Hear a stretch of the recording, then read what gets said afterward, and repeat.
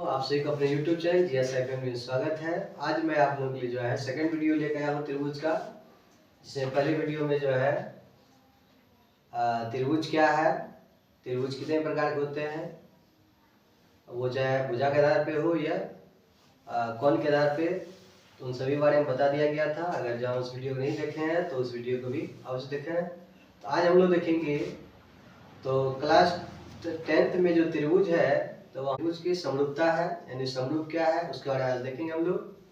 तब जाकर हम लोग 6.1 का सवाल सोल्व करेंगे। तो चलिए बिना विलंब किए, तो चैप्टर का नाम क्या है, त्रिभुज।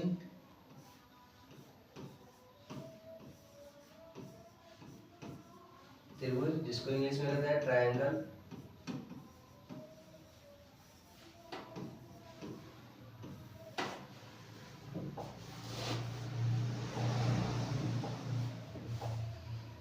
त्रिभुज को ट्रायंगल कहते हैं। इसमें हम लोग देखेंगे समरूपता, समरूप के बारे में। तो जैसे हम लोग क्लास 9th में देखे थे सर्वांग सम,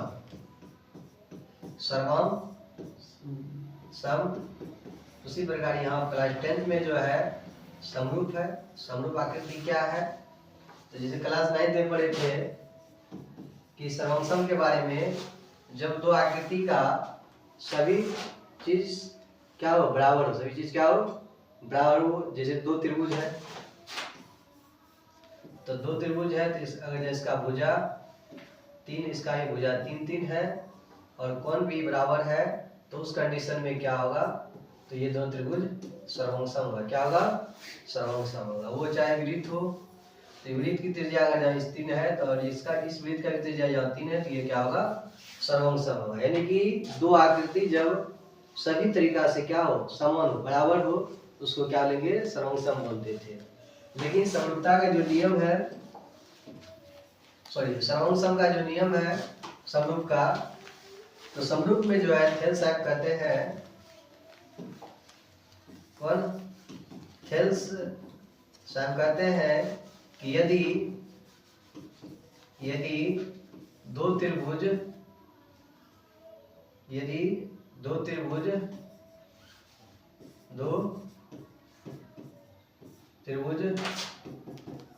समरूप है होंगे, कब, उसके लिए पहला क्या होना चाहिए, संगत कोण बराबर होना चाहिए। क्या होना चाहिए, संगत कोण बराबर हो। संगत कोण क्या होना चाहिए, बराबर होना चाहिए। और दूसरा जो है क्या कहता है, संगत भुजा क्या होना चाहिए, समानुपात में, यानी समानुपाती होना चाहिए।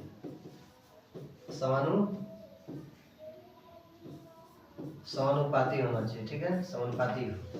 यानी जब दो त्रिभुज हो या दो वृत्त हो या कोई भी दो आकृति है, अगर जब उसका संगत कोण बराबर और संगत भुजा क्या है, समान अनुपात में है, तो उस कंडीशन में क्या होगा, त्रिभुज समरूप होगा। क्या होगा, समरूप होगा। जैसे तो मान लेते हैं कि दो त्रिभुज लेते हैं हम यहाँ पे,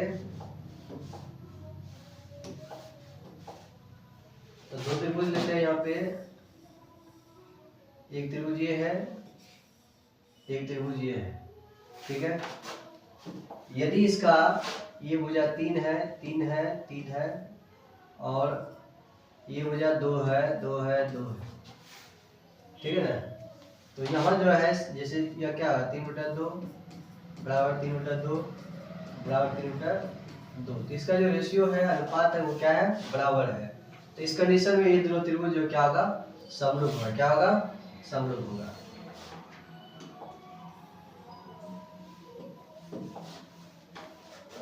दूसरी बात, अगर जहां संगत कोण ले ले, जैसे ये दो त्रिभुज है, तो ये कोण 40 डिग्री है, ये 70 है, और तो ये भी कितना है, 70 है, और ये भी 40 है, और ये 70 है, ये क्या है, 70 है, तो ये क्या होगा, ये सर्वांग भी होगा और समरूप भी होगा। सर्वांग भी होगा और समरूप भी हो जाएगा। सर्वांग तो है ही और समरूप भी है। सर्वांग है तो समरूप होगा ही, इस चीज का ध्यान रखिएगा। यह तो सभी वृत्त जो होता है क्या होता है, वो समरूप होता है। जैसे इसका त्रिज्या 2 सेंटीमीटर है, इसका त्रिज्या 3 सेंटीमीटर है, ये क्या होगा, समरूप होगा। यानी सभी वृत्त क्या होते हैं, समरूप होते हैं। और सभी समबाहु त्रिभुज, ध्यान रखिएगा, सभी समबाहु त्रिभुज क्या होते हैं, समरूप होते हैं। जैसे एक और देखते हैं एग्जांपल। तो यहाँ पे हम एक वर्ग लेते हैं, ठीक है, जिसकी भुजा 4 सेंटीमीटर है। एक हम जो है यहाँ पे दूसरा वर्ग लेते हैं जिसमें 6 दिया हुआ है। तो ये भी क्या है, समरूप है, क्योंकि इसका जब रेशियो निकालेंगे, अनुपात करेंगे तो 4/6, 4/6, 4/6, 4 क्या है 6। इसको कटाएंगे, 2 दूनी 4, द्वितीय 6, तो 2/3 आ रहा है सब में। तो यहाँ क्या आ रहा है, 2/3 आ रहा है सब में। तो 2/3 आ रहा है, यानी क्या है, समानुपात में है, इसलिए क्या होगा, समरूप। क्या होगा, यानी समानुपाती क्या है, यानी संगत भुजा क्या है, समानुपात में, तो इसीलिए भी क्या होगा, समरूप होगा। क्या होगा, समरूप होगा। लेकिन ये सर्वांगसम नहीं होगा, ये सर्वांगसम नहीं है। वही अगर ये 4 है तो ये भी अगर यहाँ 4 रहता तो ये क्या होता, सर्वांगसम होता। क्या होता, सर्वांगसम होता, साथ ही साथ समरूप भी होता। अरे मतलब यह हुआ कि यहाँ पे कि सभी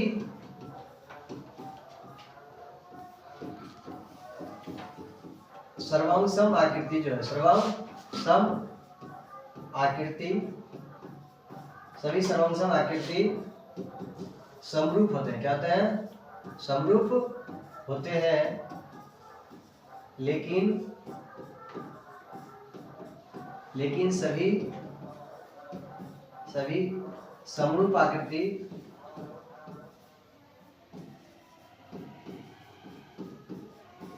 सर्वांगसम नहीं होते हैं, सर्वांगसम नहीं होते हैं। ठीक है, दूसरी बात, सभी समबाहु त्रिभुज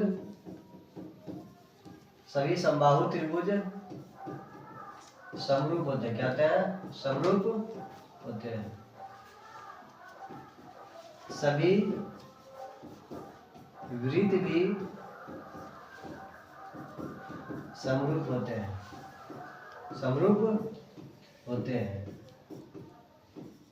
लेकिन सर्वांगसम नहीं होते हैं। तो ये था। तो समरूप होने के लिए क्या होना चाहिए, संगत भुजा समानुपाती होना चाहिए, और संगत कोण क्या होना चाहिए, बराबर होना चाहिए। अगर जहाँ दो आकृति का, वो चाहे त्रिभुज हो, वृत्त हो, कोई भी आकृति है, तो जो उनका भुजा, संगत भुजा अगर जहाँ समानुपात में है तो वो क्या होगा, समरूप होगा। लेकिन सर्वांगसम होने के लिए क्या होना चाहिए, सभी कुछ बराबर होना चाहिए, संगत भुजा ही बराबर होना चाहिए, संगत कोण भी बराबर होना चाहिए। तो कभी कभी जो है इसमें ये जो है थेल साहब ने दिया था, थेल साहब का ये कथन है। तो कभी कभी यहाँ पे जैसे ये 2 त्रिभुज है, ये भी 2 त्रिभुज है, ठीक है, 2 त्रिभुज दिया हुआ ए बी सी और ये पी क्यू आर है, ठीक है। ये 4 सेंटीमीटर है, ये 6 सेंटीमीटर है, ये 6 सेंटीमीटर है, और ये 3 सेंटीमीटर है, और ये भी क्या है, 3 सेंटीमीटर है, और ये 4 सेंटीमीटर, ठीक है। यहाँ पे क्या देख रहे हैं, सही भुजा क्या है, बराबर है। लेकिन जो यहाँ पे दे दिया कितना, 70 डिग्री दे दिया, और यहाँ पे जो है 70 डिग्री दे दिया। यहाँ देख रहे हैं क्या, 4 सेंटीमीटर भुजा और 6 सेंटीमीटर भुजा वाले के बीच में 70 डिग्री कोण है, जबकि यहाँ पे जो है 4 और 6 सेंटीमीटर बोलते हैं, यहाँ 60 डिग्री दिया है, ठीक है। तो इस कंडीशन में ये समरूप नहीं होगा, क्योंकि यहाँ पे संगत भुजा के अतिरिक्त कोण जो है वो यहाँ पे संगत भुजा के अतिरिक्त कोण जो बराबर नहीं है, इस कंडीशन में ये समरूप नहीं होगा। यानी कि संगत कोण जो है, कहने मतलब हुआ, तो जिस भुजा के अंतर जो कोण बना है उसी प्रकार यहाँ उसी भुजा के अंदर जो कोण बनेगा वो जब बराबर होगा, तब जाके वो क्या होगा, समरूप होगा। क्या होगा, समरूप होगा। यहाँ भुजा क्या है, बराबर है, ये भी 4 है, ये भी 4 है, ये 6, ये 6, ये 3, ये 3 है। लेकिन यहाँ पे भुजा 4 सेंटीमीटर और भुजा 6 सेंटीमीटर के मध्य जो कोण बना है 70 डिग्री बना है, जबकि यहाँ पे 4 और 6 भुजा वाले के बीच कितना डिग्री बना है, 60 डिग्री बना है। इस कंडीशन पे ये जो है समरूप नहीं होगा। तो यानी वही अगर यहाँ पे 70 है, यहाँ भी अगर 70 रहता तो ये क्या आता, समरूप होता। क्या आता, समरूप होता। तो ये सब चीज को थोड़ा सा ध्यान में रखना है। तो बाकी सभी जो है तो हम लोग क्या कहते हैं किताब से सॉल्व करते हैं, किताब के प्रश्न को। चलिए